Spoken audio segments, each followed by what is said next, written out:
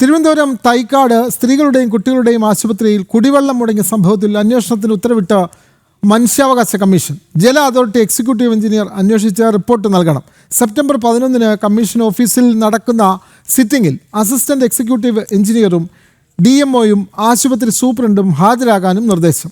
ജനം TV വാർത്തയെ തുടർന്നാണ് ഈ നടപടി. ജനം ബിഗ് ഇമ്പാക്റ്റ് വിവരങ്ങളുമായി പ്രജിത്ത് മോഹനൻ ചേരുന്നു. പ്രജിത്ത്, അടിസ്ഥാനപരമായ ആവശ്യമാണ് കുടിവെള്ളം ലഭ്യമാക്കുക എന്നുള്ളത്. അതുമാത്രമല്ല, കുട്ടികളുടെയും സ്ത്രീകളുടെയും ആശുപത്രി തിരുവനന്തപുരത്ത്, അവിടെ കുടിവെള്ളം മുടങ്ങുന്ന സാഹചര്യം, ഇതിൽ കൃത്യമായി ഇടപെടൽ ഉണ്ടായിരിക്കുന്നു. മനുഷ്യാവകാശ കമ്മീഷൻ ബന്ധപ്പെട്ടവർക്ക് ഹാജരാകാൻ നോട്ടീസ് നൽകിയിരിക്കുന്നു. കൂടുതൽ വിവരങ്ങൾ വിനോദ. തൈക്കാട് സ്ത്രീകളുടെയും കുട്ടികളുടെയും ആശുപത്രിയിൽ തുടർച്ചയായ 3 ദിവസമാണ് കുടിവെള്ളം മുടങ്ങുന്ന സാഹചര്യമുണ്ടായത്. ഇത് ജനം TV വാർത്തയാക്കിയിരുന്നു.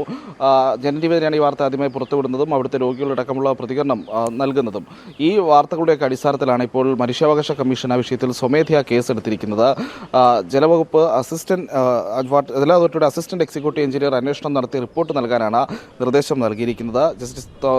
മനുഷ്യാവകാശ കമ്മീഷൻ ചെയർപേഴ്സൺ ജസ്റ്റിസ് അലക്സാണ്ടറാണ് ഈ ഉത്തരവ് പുറപ്പെടുവിച്ചിരിക്കുന്നത്. കുടിവെള്ള വിതരണം എത്രയും വേഗം പഴയപടിയാക്കണം. അതോടൊപ്പം തന്നെ ആശുപത്രിയിൽ എത്രത്തോളം ജലം സംഭരിക്കാൻ കഴിയുമെന്നുള്ളത് DMOയും ആശുപത്രി സൂപ്രണ്ടും ഒക്കെ ആ നിർദ്ദേശം നൽകണം.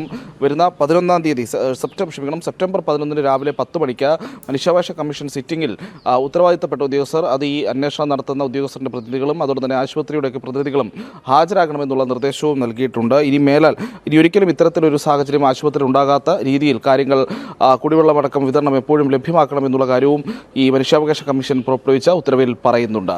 വിനോദ്, തീർച്ചയായും തൈക്കാട് കുട്ടികളുടെയും സ്ത്രീകളുടെയും ആശുപത്രിയിൽ കുടിവെള്ളം മുടങ്ങിയ സംഭവത്തിൽ ജനം TV വാർത്തയെ തുടർന്ന് മനുഷ്യാവകാശ കമ്മീഷൻ ഇക്കാര്യത്തിൽ ഇടപെട്ടിരിക്കുന്നു. ബന്ധപ്പെട്ട ആശുപത്രി സൂപ്രണ്ടും അതേപോലെ തന്നെ DMO, അതേപോലെ തന്നെ വാട്ടർ അതോറിറ്റിയുടെ ബന്ധപ്പെട്ട ഉദ്യോഗസ്ഥരുമെല്ലാം ഹാജരാകാൻ മനുഷ്യാവകാശ കമ്മീഷൻ നോട്ടീസ് അയച്ചിരിക്കുകയാണ്.